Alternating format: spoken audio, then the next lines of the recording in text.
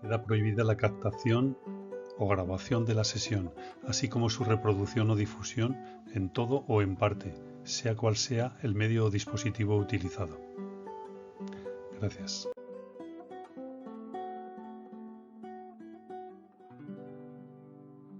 Hola, soy José Antonio Aznar y en esta sesión voy a tratar de explicar cómo puede medirse de modo riguroso y preciso, es decir, científicamente, la subjetividad. No obstante, antes debemos tratar de aclarar qué nos da a entender este término. La subjetividad es la percepción y valoración personal, por tanto sesgada, sobre un asunto, una idea, un pensamiento. La subjetividad es una manera de valorar en primera persona cómo sentimos el mundo, de sentirlo íntimamente, de vivenciarlo. Epistémicamente, desde la teoría del conocimiento, es preciso aclarar la diferencia entre datos objetivos y subjetivos. Para ello pondré algunos ejemplos que nos ayudarán a comprender la disimilitud entre ambos tipos de datos.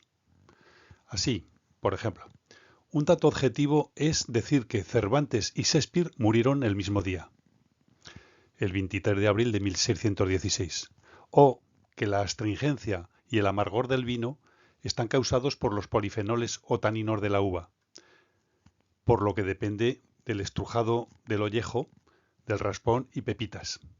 Sin embargo, un dato subjetivo es, por ejemplo, afirmar me gusta más Cervantes que Shakespeare y me agrada más el vino de Cariñena que el vino italiano. Las emociones y sentimientos, como las creencias, los deseos, las intenciones, expectativas, etc., solo se experimentan en primera persona. Es algo íntimo, personal, intransferible. Son datos subjetivos, es decir, que están sujetos a incertidumbre y a variabilidad intersujetos. Lo subjetivo es lo que se representa internamente, no lo real o sustancial, mientras que lo objetivo se refiere al objeto, es lo imparcial, lo desapasionado, neutral, desinteresado. La objetividad es describir o explicar el objeto tal cual es, y no como deseamos que sea. El problema capital aquí radica en que la ciencia exige mediciones objetivas, pero ¿cómo hacer una medición objetiva de lo subjetivo? ¿De las cualidades de las cosas que experimentamos? La respuesta tiene que ver con la noción de intersubjetividad. Es el resultado de promediar observaciones subjetivas para aproximarse a la objetivización. De esto va a tratar la medición de gustos y preferencias. Para comprender mejor la dificultad que supone la medición subjetiva, contaré una anécdota. Un fisiólogo alemán colocó 3 cubos de agua delante de un sujeto, un estudiante de la clase. Uno a la izquierda con agua caliente a 38 grados centígrados. Otro en el centro con agua templada a unos 24 grados centígrados. Y otro cubo a la derecha con agua fría a 10 grados centígrados. Este investigador pidió a una persona que sumergiera su mano derecha en el cubo del agua fría, la que estaba a 10 grados centígrados, y su mano izquierda en el cubo que contenía agua caliente, a 38 grados, que la mantuviera durante unos segundos. Le preguntó después, ¿cómo está el agua que toca tu mano derecha? Y respondió el sujeto, está fría. Bien, pues ahora introduce esa mano derecha en el cubo de en medio y dime ahora cómo está el agua. Respondió el estudiante, está caliente. Recordemos que el cubo central contiene agua a 24 grados centígrados. Por tanto, pasaba de 10 a 24. Aumentaba la temperatura. Seguidamente le preguntó, ¿cómo está el agua que toca tu mano izquierda? Y respondió el sujeto, está caliente. Bien, pues ahora introduce esa mano izquierda en el cubo de en medio y dime ahora, ¿cómo está el agua? Y respondió, está fría. Bien, podemos preguntarnos, ¿cómo es posible que el agua del cubo central, que está a 24 grados, objetivamente hablando, para un mismo sujeto esté fría en un momento y caliente poco después? Es difícil hacer ciencia, es decir, medición con rigor, cuando se trata de la subjetividad. Las sensaciones, las percepciones, las emociones, etc., se experimentan subjetivamente. ¿Cómo hacer una medición objetiva de estas cualidades? La intersubjetividad es el resultado de promediar observaciones subjetivas para aproximarse a cierto grado de objetivización. Pero, ¿realmente existe la objetividad absoluta en la medición? Primero diré que percibir viene a ser como interpretar lo que vemos, darle sentido, darle un significado para nosotros.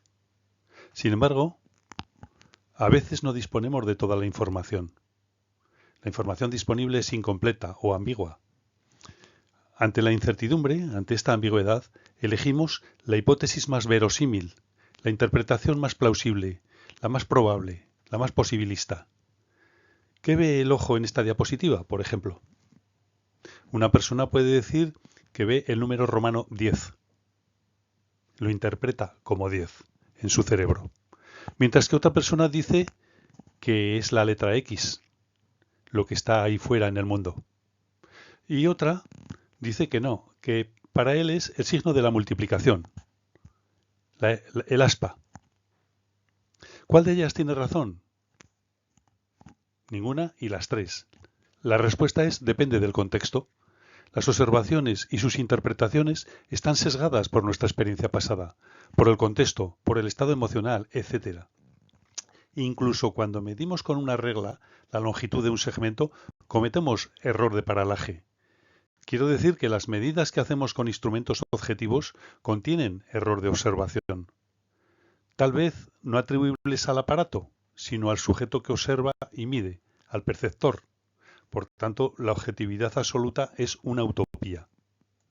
Para explicar el comportamiento humano, debemos advertir que la relación de los seres vivos con el mundo en que viven se da en tres planos de la existencia, o niveles explicativos. En primer lugar tenemos el plano físico-químico, en el plano que habitan los objetos del mundo, la materia y la energía, es decir, los estímulos que son captados por el observador. En segundo lugar, tenemos el plano fisiológico, y particularmente el sistema nervioso central y el cerebro. Es decir, el hardware del sistema cognitivo o sistema de procesamiento de información, con sus neuronas, sinapsis, circuitos cerebrales, áreas primarias sensoriales que procesan información, asambleas de células, etc. En tercer lugar, tenemos el plano explicativo psicológico, de lo mental, de las experiencias subjetivas cualitativas vividas en primera persona. Sentimientos, emociones, pensamientos, deseos, expectativas, intereses, gustos, preferencias, etc. Todo eso que forma la personalidad. Para estudiar las relaciones entre estos tres planos de la existencia, los humanos hemos desarrollado disciplinas científicas, ramas del saber especializadas. Así, para explorar las relaciones entre el plano físico del estímulo y el plano psicológico de la subjetividad, de las experiencias cualitativas, hemos desarrollado la psicofísica, que luego en otro tema posterior trataremos con detalle. Mientras que para estudiar las relaciones entre el plano fisiológico del sistema nervioso central y el plano psicológico, hemos desarrollado la neurociencia. Finalmente, para estudiar las relaciones entre el plano físico y el plano fisiológico, se ha desarrollado estudios en biofísica. Por ejemplo, cuando se investigan los efectos de la ingravidez sobre la longevidad. Se ha dicho que la ciencia empieza cuando es posible medir de manera rigurosa y precisa un fenómeno. La medida es algo que nos acompaña toda la vida. Naces, te pesan, te miden y te aplican el test de Apgar. Así es el primer minuto de vida. A partir de ahí comienza una obsesión compulsiva por medirlo todo. El tamaño, la frecuencia, la velocidad, el peso, el éxito, la inteligencia, el tiempo, la eficacia, la productividad. La obsesión por lo cuantitativo es un signo de nuestro tiempo. Nuestra vida es un catálogo de adverbios de cantidad. Todo se mide, se pesa, se ordena, se cuantifica. Medimos los conocimientos con notas, la belleza en kilos, la salud en calorías, el éxito en euros, los discos y libros en ventas, las películas en premios, las exposiciones en visitantes, la popularidad en seguidores de Twitter, etcétera, etcétera. Un científico irlandés, William Thomson, barón de Kelvin, nacido en Belfast en 1824, decía: «Lo que no se mide no mejora, y lo que no mejora se degrada». Así, mediante la psicofísica, la psicología trata de medir las sensaciones, es decir, la sensibilidad y su relación con la intensidad física que causa variaciones.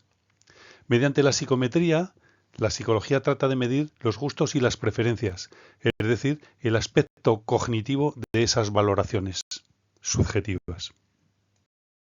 La medición de magnitudes físicas, como el peso, la altura, la distancia entre dos puntos, la extensión, el volumen, el tiempo, la velocidad, etc., es decir, la medición objetiva o con instrumentos, la que varía poco de persona a persona que haga las mediciones usando el mismo instrumento.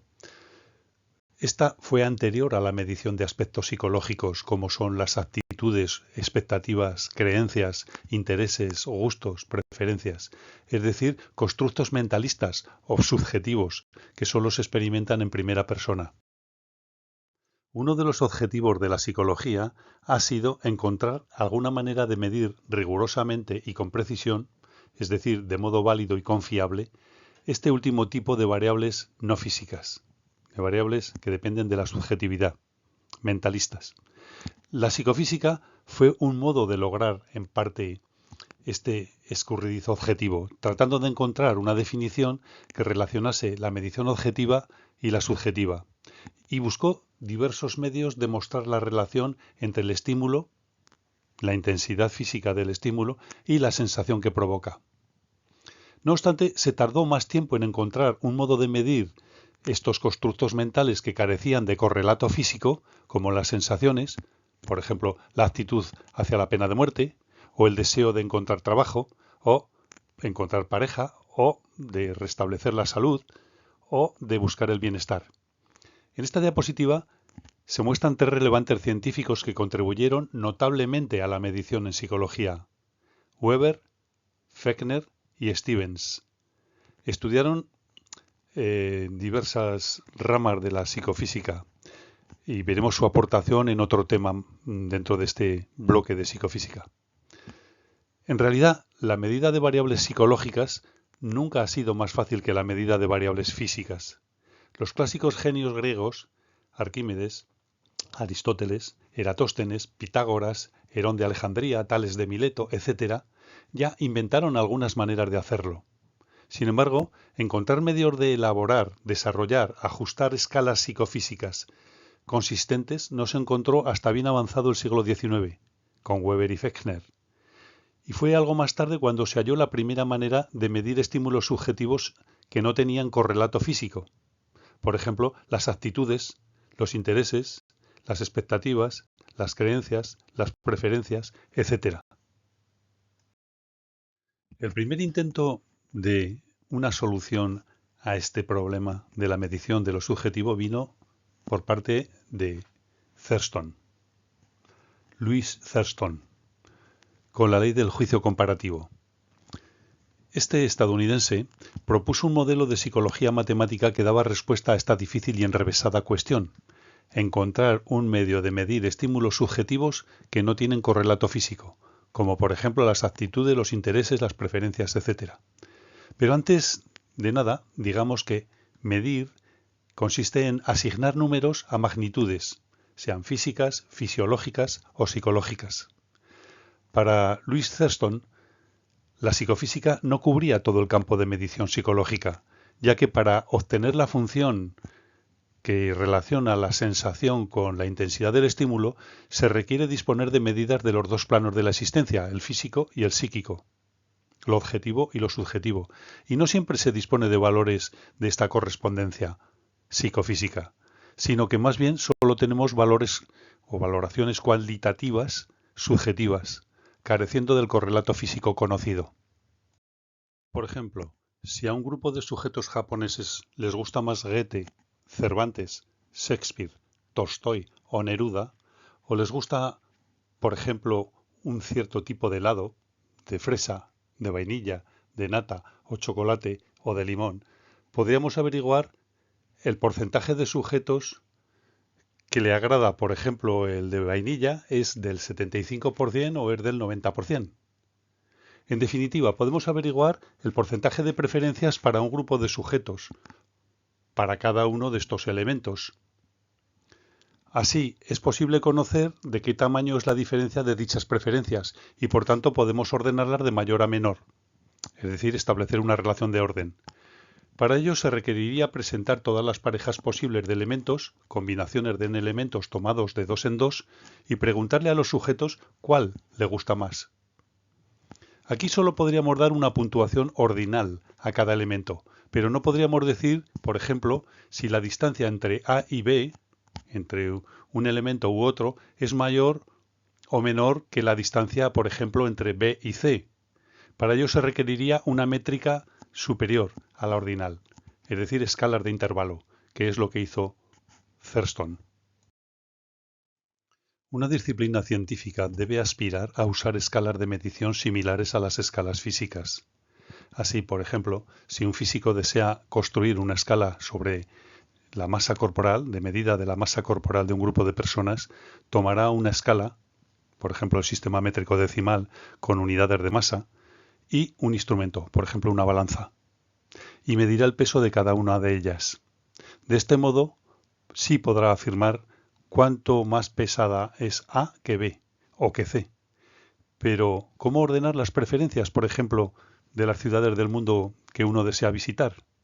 ¿O cómo ordenar el prestigio social de las diversas profesiones? Científicos, políticos, sanitarios, comerciales, funcionarios, etc. Este es un problema de naturaleza diferente. Supongamos que un grupo de personas están en una isla desconocida, aislados de la civilización, y que carecen del instrumento necesario para pesar objetos. Ellos se plantean la cuestión de cómo tener una escala de medida de peso subjetivo de un conjunto de elementos, por ejemplo, frutas que hay en la isla, cocos, piñas, plátanos, naranjas, uva, etc. Lo que Louis Thurston propuso es similar a esta solución que describo seguidamente. Juzgar las proporciones de los pesos relativos tal como son discriminados por los sujetos. Veamos esto con un poquito más de detalle.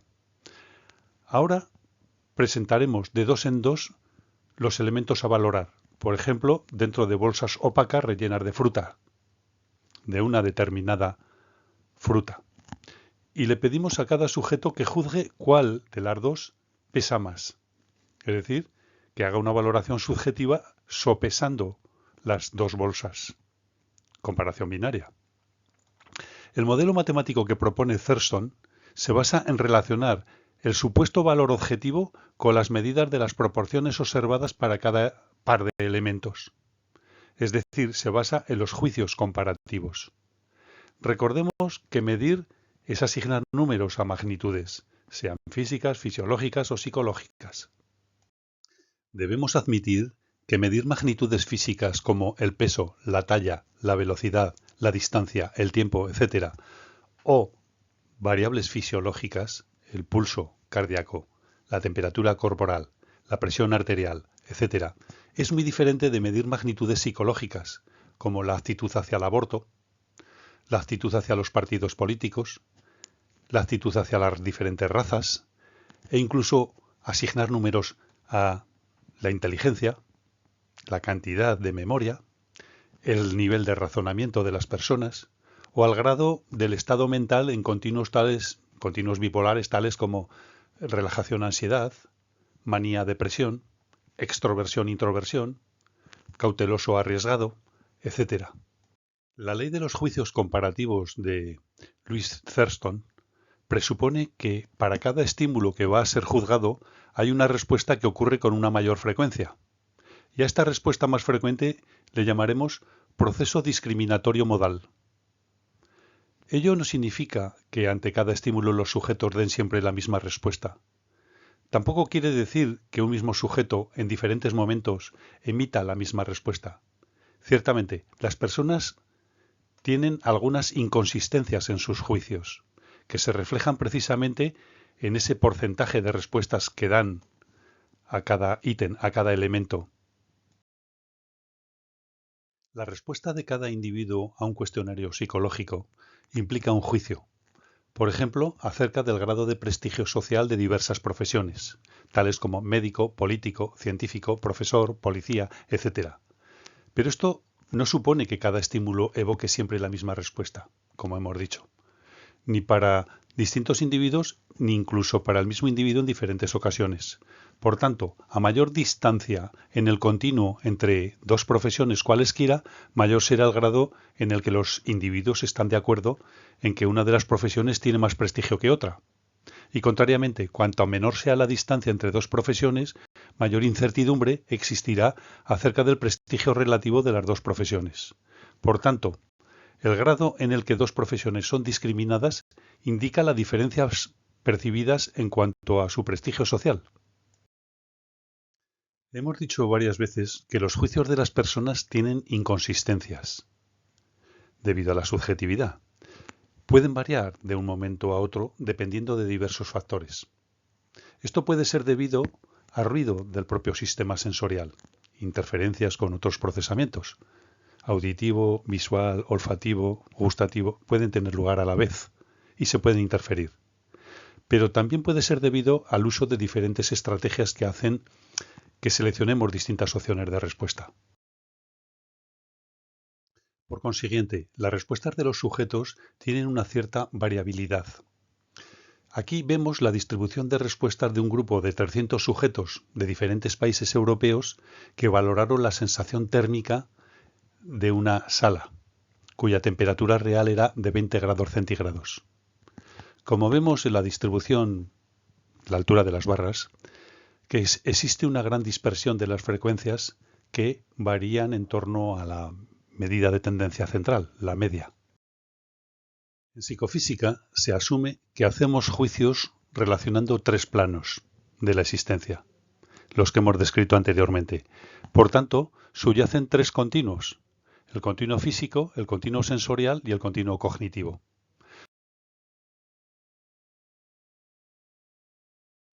Ahora supongamos que participamos en una sesión de cata de vinos y nos piden que comparemos pares de muestras de vinos indicando cuál de los dos preferimos. Es decir, se trata de una prueba de comparación binaria o por pares. La propuesta teórica de Louis Thurston parte de la idea de que el sujeto hace un proceso discriminativo, consistente en juicios comparativos binarios, como hemos dicho. Mediante la respuesta de los sujetos, obtenemos la proporción de veces que un estímulo es preferido a otro, lo que equivale a su probabilidad de elección. Como hemos dicho, estos juicios pueden variar intersujetos o intrasujetos, debido a inconsistencias. Así, obtenemos una distribución discriminativa, como la que se muestra en la diapositiva. Se asume que es continua y normal, que tiene una media, lo que llamaremos valor modal, y una desviación típica, dispersión discriminativa, que es una medida de la incertidumbre. En este gráfico se muestran las distribuciones de las respuestas de los sujetos a los diversos elementos que fueron comparados en un test de juicios de preferencias. Así, en el centro tenemos el continuo físico, con valores puntuales de intensidad de los estímulos, ya que se trata de medición objetiva, sin apenas variabilidad. Arriba tenemos el continuo sensorial, las sensaciones que producen cada uno de estos estímulos al ser comparados. Aquí sí existe variabilidad, es decir, no siempre experimentamos la misma sensación ante las mismas estimulaciones físicas, como vimos que ocurría con la sensación térmica de las manos dentro de agua fría o agua caliente. Abajo tenemos el continuo psicológico, el de la valoración subjetiva de las sensaciones, en términos de agrado o desagrado, mejor o peor, me gusta o no me gusta más o me gusta menos, etc.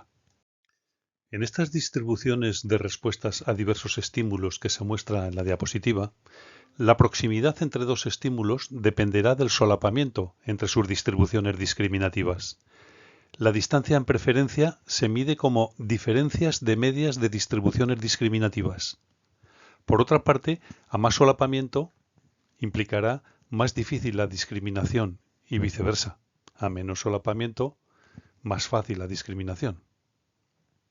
Por ejemplo, si el estímulo 2 es juzgado mayor que el estímulo 1 el 90% de las veces que fueron comparados, mientras que el estímulo 3 es mayor que el estímulo 1 el 40% de las veces, sacaremos la conclusión de que el estímulo 2 está más próximo que el estímulo 3 en este continuo psicológico. Actualmente, en España, hay 95 denominaciones de origen protegidas y 42 indicaciones geográficas protegidas, según datos de agosto de 2019. Vamos a estudiar las preferencias de una muestra de consumidores de vino por algunas de estos tipos de vinos de diferentes denominaciones de origen. Veamos, por ejemplo, un estudio ficticio en el que 100 madrileños, consumidores habituales de vino, ordenaron sus preferencias respecto a 5 vinos de diferentes denominaciones de origen. Estas son Rioja, Ribera de Duero, Cariñena, Somontano y Priorato. Para ello empleamos el método de comparaciones binarias, con el fin de construir una escala unidimensional. Presentaremos todas las parejas posibles que se puedan formar con estos 5 tipos de vinos, es decir, las combinaciones de 5 elementos tomados de 2 en 2, o sea, 10 parejas posibles. Y se las presentaremos a los sujetos para que determinen cuál de los dos prefieren en cada momento.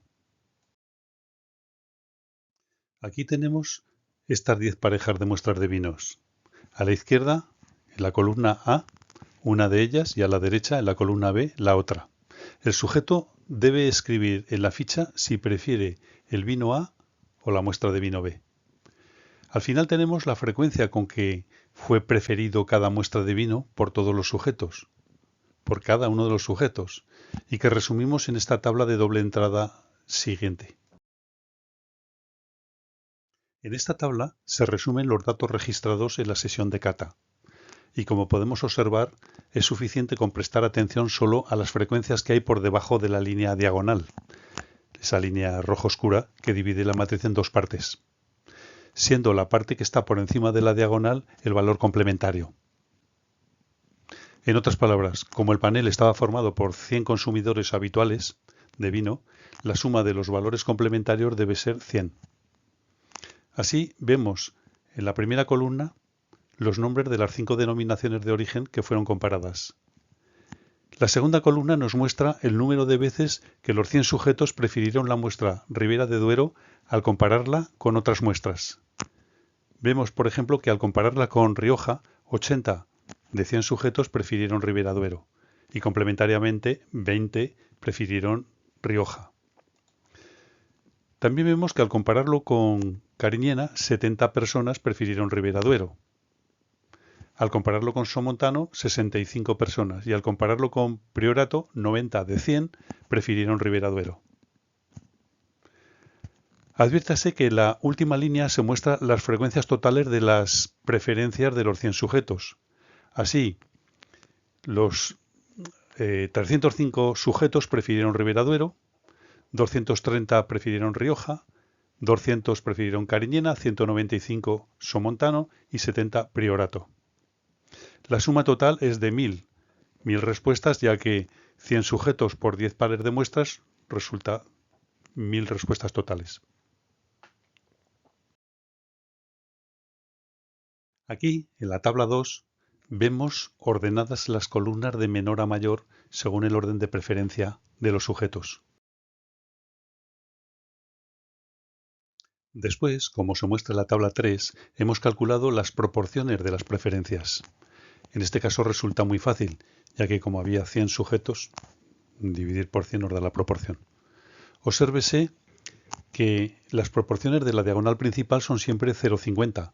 Esto es porque estamos asumiendo el supuesto de que al comparar una muestra consigo misma, el 50% de las veces diría que prefiere A y el otro 50% que prefiere B. Se pueden presentar, por tanto, el mismo par repetido y verificar esta tesis. Aplicamos la ley normal para transformar las proporciones en puntuaciones típicas, puntuaciones Z. Asumiremos la igualdad de varianza de las distribuciones muestrales. Ahora, como muestra la tabla 4, ya tenemos transformadas las proporciones de la tabla anterior en puntuaciones típicas, usando la función normal. Al estar las puntuaciones estandarizadas, generalmente tendrán valores entre más o menos 4 unidades. El hecho de estar normalizadas las puntuaciones implica que ya es posible comparar distancias entre preferencias. Por último, vamos a calcular las diferencias entre cada dos columnas consecutivas y sumamos todas las diferencias de cada columna. Después calculamos las medias de las sumas de estas diferencias y obtenemos el valor modal discriminativo, la media modal, dividiendo la suma de cada columna entre el número de muestras valoradas, es decir, 5 muestras. Conocidas estas diferencias entre dos muestras consecutivas, calculamos el valor de cada muestra en la escala. Para ello, le asignamos valor 0 a la muestra de vino más pequeña, la menos preferida, es decir, la muestra de vino del Priorato con valor modal 0.44. A la siguiente muestra menos preferida, la de Somontano, le sumamos el valor modal de ella, más el valor modal de la anterior, es decir, 0 más 0.74. Y así sucesivamente. Vamos asignando a cada muestra el valor acumulado de los anteriores. Por ello, el valor en la escala de la muestra de vino de Cariñena es 0.74 más 0.044, que nos da 0.79. 0.79. La muestra de vino Rioja tiene un valor escalar de 0.74 más 0.044 más 0.084, lo que nos da un valor escalar de 0.87. Finalmente, la muestra de Ribera Duero da un valor escalar de 1.45.